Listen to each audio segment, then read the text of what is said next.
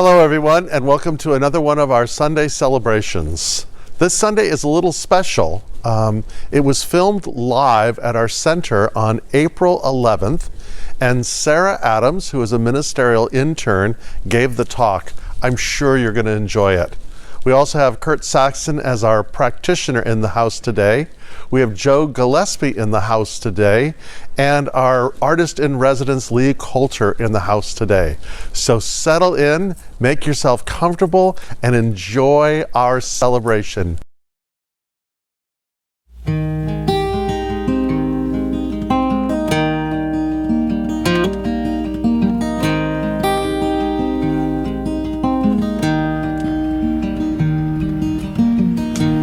Have you ever seen pelican planes fly the surf in June?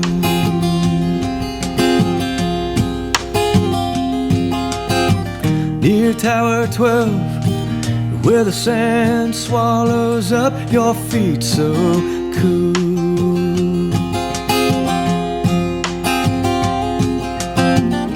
Striped umbrellas and tattooed dreams and skimboard babes go by.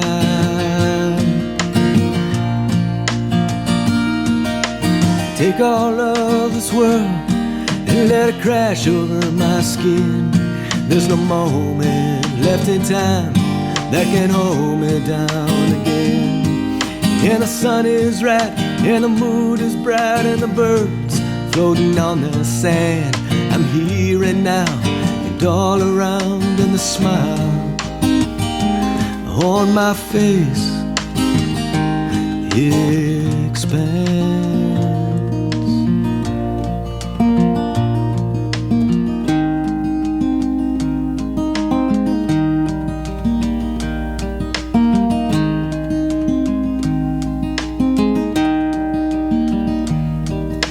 Where bodies of broken men line up to find a word in truth.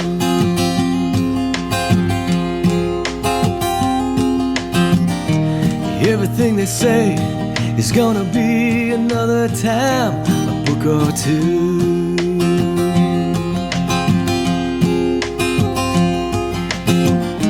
Sad pit days and morning blues, skater dudes go by.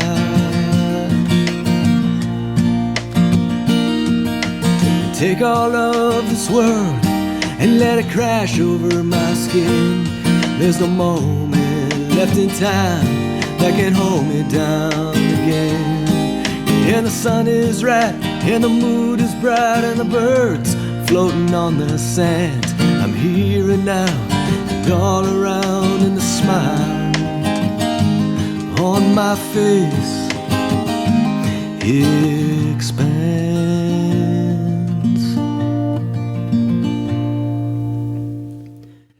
So take all of this world and let it crash over my skin. There's no moment left in time that can hold me down again. And the sun is right and the mood is bright and the birds floating on the sand. I'm here and now and all around, and the smile on my face expands.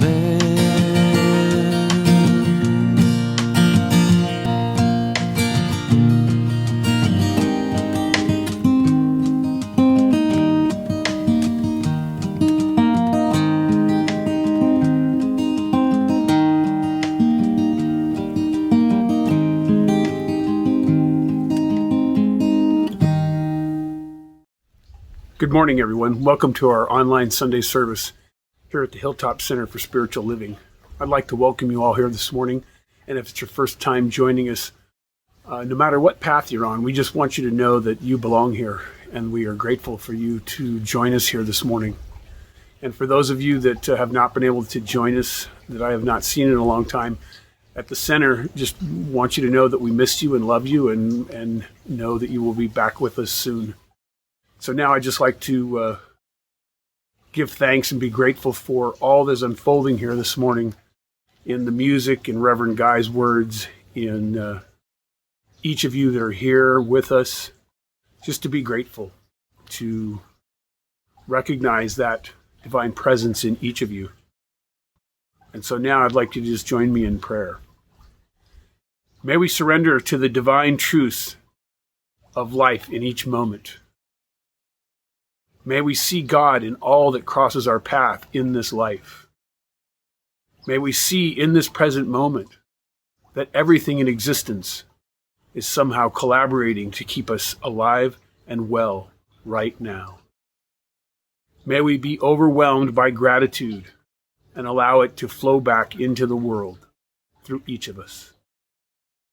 And so it is. And so our reading comes from Rebecca Del Rio in the form of a poem. Come new to this day, remove the rigid overcoat of experience, the notion of knowing, the beliefs that cloud your vision. Leave behind the stories of your life. Spit out the sour taste of unmet expectation. Let the stale scent of what-ifs waft back into the swamp of your useless fears. Arrive curious, without the armor of certainty, the plans and the planned results of the life you imagined. Live the life that chooses you, new, every breath, every blink of your astonished eyes. And so it is. Envisioning a new world. I invite you gently to close your eyes and take a few deep breaths. Feel your body relaxing as you let go of plans for the future and memories of the past. And just rest in this present moment. Breathing slowly and deeply, feel the energy of life moving through every cell of your body, bringing a sense of aliveness, deep peace, and well-being. In your mind's eye, begin to imagine a new world unfolding before you, a world of justice, beauty, equality, and fulfillment for all, a co-creative culture, an empathic society. Take a moment to look around, see and feel the beauty of this new world. Now place yourself in this environment. Feel your being coming into perfect resonance with all your surroundings. Radiant, vibrant, centered, and whole. Now see yourself fulfilling your soul's purpose, expressing your mastery, sharing your gifts and talents. Notice what you're doing. Notice how this feels in your body. In this new world, every field of endeavor has shifted to a higher frequency. All of humanity is empowered and supported. Every true need is being fulfilled. There is plenty for everyone. Creativity abounds. The division between work and play is gone. What do you know about this co-creative culture, this compassionate society? Paint the picture of the world that you dream of creating. Share images and inspiration that arise out of the collective wisdom of this resonant field. Take another deep breath, relaxing into this feeling of satisfaction and deep peace. Know that as you envision, you are bringing this new culture into reality. Feel the radiance of your heart overflowing, sending love to all of life, to every village and city, to every member of our human family. Affirm that what you have seen, felt, and declared is happening now. Feel loving presence moving through you, rekindling hope, faith, and trust in all humanity. And now with another deep breath, just become aware of yourself seated and become present to this present moment. And just know with me the gift of that creativity that we have been bestowed by the divine. And just hold that in the silence and contemplate that. And together we say, and so it is.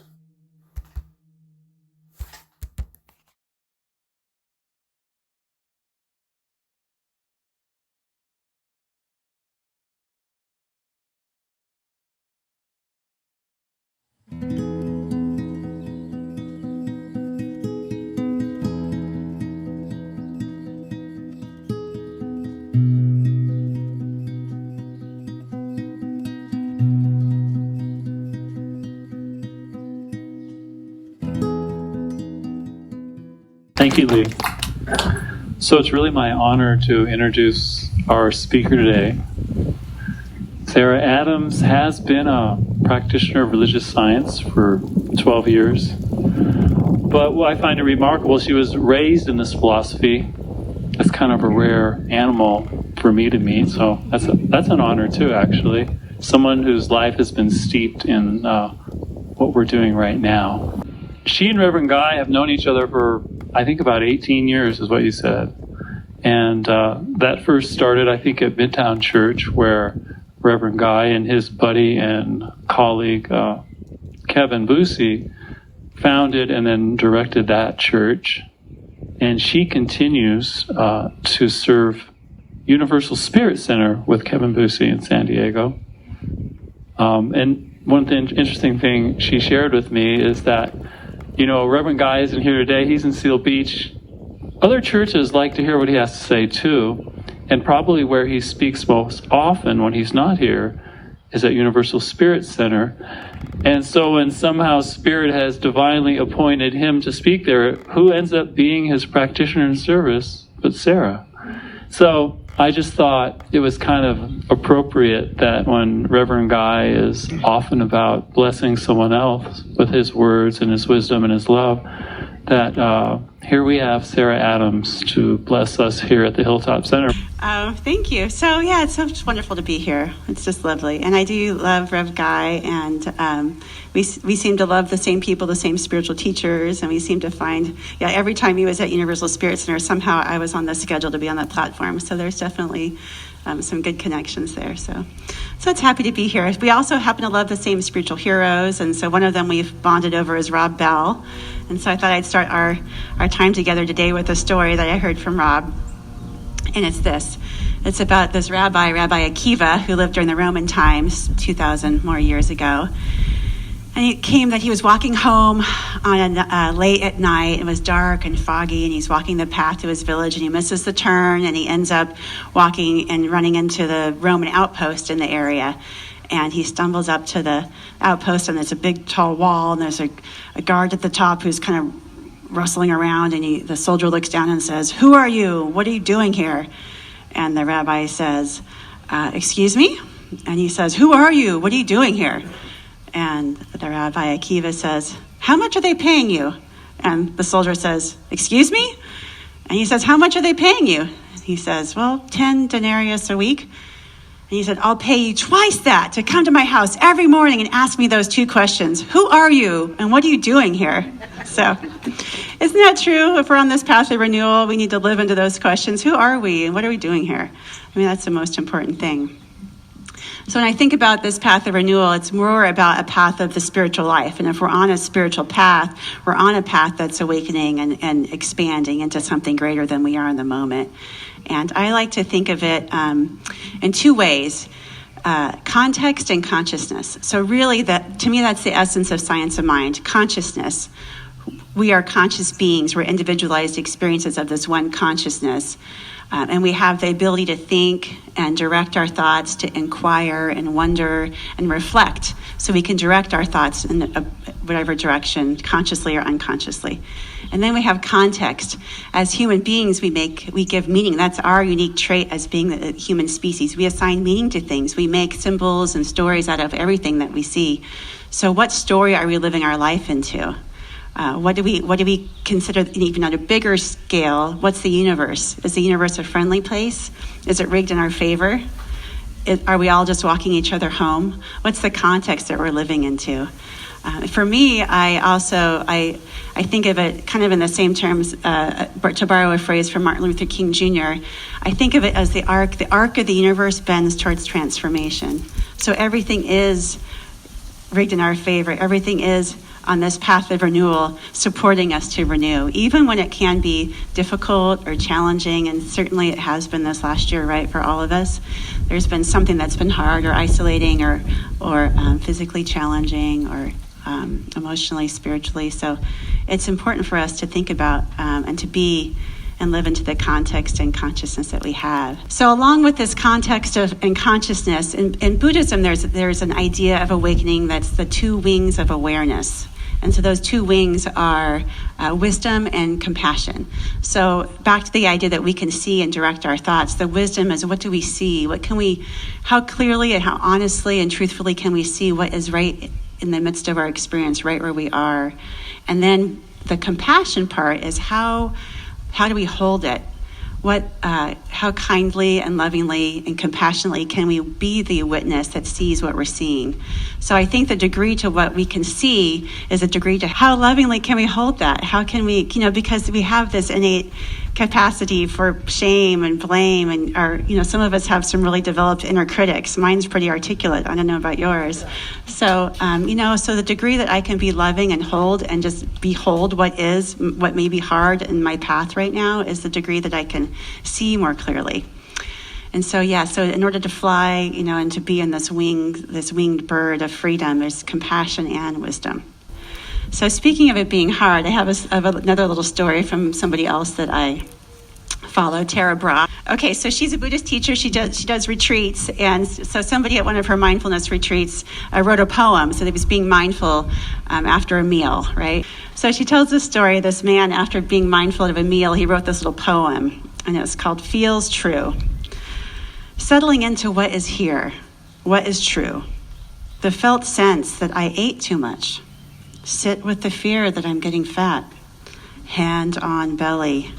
I offer compassion and receive instead confirmation. So, a little humor helps along the path too, right? We got to take ourselves lightly to navigate this sometimes. So it's a path of renewal that includes wisdom and compassion, loving and accepting what is right here where we are. So when I think about these questions, who are we? What are we doing here? Where are we? I think about renewal and being right here. It can only be here. There is no there. Consciousness is here, right here. There is no it. There is no there. So whatever we think we are or we need to be, I think when we think about renewal and enlightenment, sometimes I think we need to be more spiritually evolved, and then we'll be there. We need to be more forgiving or more healed in our relationships, or we need to be more whole, or maybe we need to be more financially secure, or we need to have a partner. Whatever it is, we think it's there. And really, the renewal and the consciousness can only be here, So I think about spirit being right here in this infinite consciousness that's in this finite form, that we're limited by, by a body with memories and thoughts and emotions and triggers and reactions and all that we live into. So it's how can I invite that consciousness and remember it right in the midst of what I'm doing. It calls for a greater imagination. Rev Guy talked about that a few weeks ago. We need to have a bigger idea of God. We need to have a bigger idea of what could be possible right here and now. And that can be, that's the work, that's the practice. So I think about how can I have spirit right here and now in the midst of whatever I'm going through. So for me, and I think maybe it might be true for some of you during the pandemic, I noticed that I slid into some sedentary habits and some habits that weren't really as healthy as they could be. So I found myself wanting to do something to practice getting back into a healthier physical experience. And so I've been doing this app called Noom. And so it reminds me of what to eat, to plan things, but it also has me weigh myself every day. I'm like, oh man, talk about confronting the here and now, right in this moment. So I get to look at this number every day. And so I think in the past I had this idea that there is a number there that I wanted to, if I'm there, then I'm okay. That's where the spiritual good is. And so this practice helps me see, I get to look down and say, okay, here I am. Here's spirit right here and now. And that's been the practice of this. It hasn't really been about eating healthier or exercising more or whatever. It's actually been a practice of how can I invite in the spirit of love right here and now for however I am. How can I be grateful for whatever physical embodiment I'm here?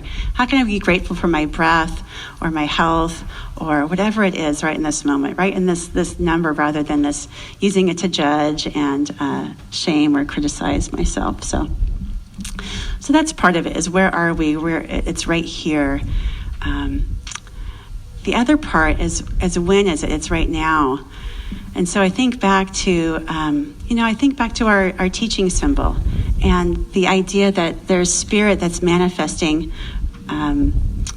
involuting in through a subjective mind, into like to manifestation. And when we get wrapped around the axle and we get it kind of backwards, we think that the condition is there. So it's about consciousness creating the condition rather than the condition creating consciousness. I think sometimes it's like, if I think about the symbol and I think about the teaching symbol and there's spirit and there's manifestation, it's not that there's two halves of the same, of separate parts of the circle. It's all the same circle. So it's all right here, right now. So another example I was thinking of is trying to imbue it and embody it right here and now. There's a favorite quote I have from Ernest Holmes. So Ernest Holmes says, "Here and now, we're surrounded by and immersed in an infinite good. How much of this infinite good is ours? All of it. And how much of it may we have to use? As much of it as we can embody." So I think that's the point, is really trying to embody it. It's not about the condition, the particular specifics of wherever we want to be. It's about embodying the felt sense of the spirit, the felt sense of who we are and who we're here to be. So back to the example of wanting to be healthier. What's the felt sense of, what can I embody about that? If I'm wanting to have, maybe I've been lonely or isolated and I want a partner, what's the felt sense of love that I can embody right here and now? Can I live into just feeling love? Can I live into and embody and feel the sense of God loving me, loving all of us, feeling connected right here and now, embodying that spirit? And so if we're thinking about being here and now, the other thing that I have to, like I said, we have to hold ourselves lightly with this path and allowing it to be what it is and what it isn't in the moment, just really accepting it all. There's another story I like about a reporter talking to a CEO and asking this successful CEO, and I'm going to change their pronouns here. He asked her, what's the secret of her success? And she said 2 words, right decisions. And the reporter said, well, and he followed up like a good reporter and said, well, what leads to good decisions? And she said, 1 word, experience. He said, well, what leads to experience? And she said 2 words, wrong decisions. So, I think we really do have to be able to be okay and accept and embody right in the midst of who we are, however we're living, and whatever limitations we may think, there's a greater idea that we can expand into, a greater thought about that. And the last thing I'll say about renewal is, during this time of Easter and the season, it's about, there's some powerful messages going on about the resurrection story, or about freedom during Passover, or even with Ramadan coming up this week, and surrender. So something I was thinking about and taking from the story is that I listen to a lot of podcasts, and so one of them, it was Pete Holm was talking to a Jesuit priest, Father James Martin, and they were talking about how, in Jesus, the resurrection story, Jesus comes back and shows himself and he's only recognized when he's in his human form. That was the human form that went through the pain and torture that it did, that had the flaws. It was he transcended through his human experience. He didn't come back in this perfect, shiny, different form. It was who he was right then and there. And so I think about that, like really transcending who are we, or who we are right here, loving what is, and who we're uniquely to be. Each of us has a unique essence, some things that come to us uniquely that we find funny, or that we find that we're passionate about, or that we're creative about. And so that's the other thing, that infinite spirit, that infinite consciousness draws us along this path through the avenue of what we love. What do we find interesting? What are we passionate about? Do we love gardening? Do we love music? Do we love teaching or telling stories? That essence of being the only person we can be. Spirit can only know itself in a unique way, right where we are. And so that essence is what's drawing us towards it. So when we follow that, what that is, and I love and appreciate who we are in this unique body and time and form and history that we have, that's what brings us forward on the path of renewal. So I have one last thought about renewal, and that is that that who is it? It's us as individuals. For sure, in the science of mind, we talk about it. We know that there's power in our individual thoughts and our transformation, but there's also power in our collective consciousness. We're also part of this infinite collective consciousness, race consciousness. So all the thoughts, all the consciousness that's out there, we're part of that. And so again, back to the resurrection story, there was a powerful insight I got about this from listening to another teacher. And that thinking back to this time of resurrection, before there was an Easter story, there was an Easter moment. And that moment was, individually, Jesus going through this experience of living into his Christ consciousness, but then still having the experience of being arrested and crucified and part of a Roman reign of terror and violence and oppression for the Christian people. So he was in that moment and chose through that let that condition be the thing that helped that he could still transcend and be renewed through. And what's even more powerful is that moment, the Romans were doing that in a context of empire, trying to oppress a certain people, right? And that message of crucifixion was for anybody who was a dissident, anybody who was rejecting or threatening their power. And it wasn't necessarily a punishment for that person, although it was more of a message to the people, a message to instill fear, right?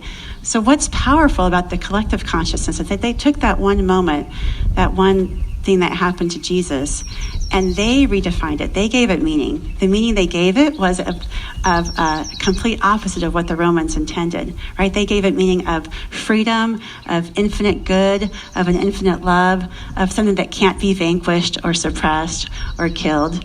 So that story, that context, that meaning that they gave it, that's endured. The empire didn't endure. The power that they had at the time, that the fear that they were trying to instill didn't endure. But the idea and the context and meaning of infinite life, of eternal life, that's what endured. So that's what's really powerful. So that's where the juice is. So for us, I think not only is it for us to have our individual renewal on this path, but it's for us to renew and give context and freedom through a collective. So we can look at whatever's happening in our society, in our world right now, and give that new meaning, give that new context. So whatever it is, whether it's a pandemic and financial insecurity and economic uncertainty, or if it's health and disease, or whether it's racial injustice and patriarchy or supremacy or hierarchy, any of those things that we think might be, that we are experiencing as a limiting condition, that too is up for a new context. It's up for us as a whole to collectively continue to rise through and expand and imagine a better way, a way that includes a world that works for everyone, an expansive, inclusive, letting everybody be at the table and thrive. So that's what I'm inviting us today, is to really see where are we limited individually, what can we be, what can we imagine and expand into a greater context, and then how can we apply that for our greater collective and our greater good, for the good of all. So I'm going to ask you to imagine and think about what has been a limiting thought for you. When I was in the Army, they used to have a saying that if someone was all over you like a cheap suit, like that was and so think like, what's all over you like a cheap suit? What's been constricting and bunching in places that you don't want to bunch in and constricting your reach and you can't reach out? What's that old idea that's really limiting you, that you feel constricted by? And then I'm going to invite you to think, and what's a greater spiritual truth? What's a greater context you can create for that right here and now? So I'm going to ask you, we'll close like I do with most of my talks and my sessions, and we're going to take a moment to close our eyes and embody a greater truth. So I'm going to ask you to close your eyes now and think about, what is a condition that's felt limiting to you, and what area of your life. It might be in family relationships, it might be in work or health, it might be in finances. And then think, what is the greatest spiritual truth you can embody right now? What's a felt sense of that truth that you can feel in your body? Can you feel, what does peace feel like? What does wholeness or vitality feel like? What does love feel like? Connection, belonging. What does abundance feel like? So whatever that quality is, I want you to try to remember how does that feel in your body? And I'm going to have us breathe in with that.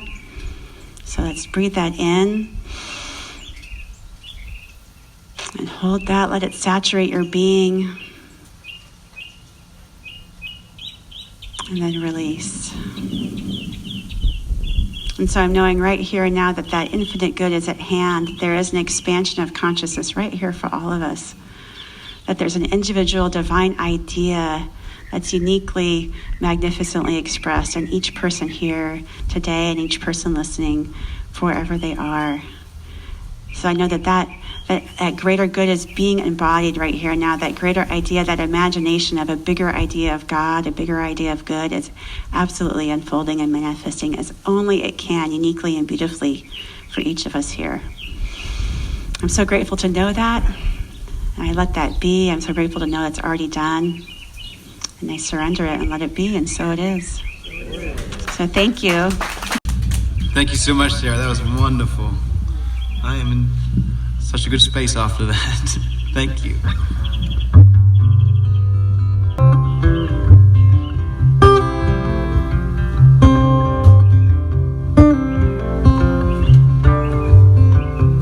Well, I don't usually write songs like this, but I got this feeling I can't dismiss. See, I've been afraid, played the part too long, chasing perfection, wondering what went wrong. But life's not like a movie poster. It's a stop, fall apart roller coaster. So stand up tall, you can't win them all, and you don't always hit the notes you're supposed to. You don't always hit the notes you're supposed to. So I'm strutting in everything, don't care if I lose. They'll be looking at me strange, like all confused. Keep your chin up, man, you gotta understand. Some of the best things came from a change of plan. And life's not like a movie poster. It's a stop, fall apart roller coaster. But you'll be fine, you'll get them next time. And you don't always hit the notes you're supposed to. You don't always hit the notes you're supposed to. It's not a selfie stick or a get rich quick. It's not a headline, no, you can't rewind. Nobody shows their deleted scenes. It's the highs and the lows, but mostly in between.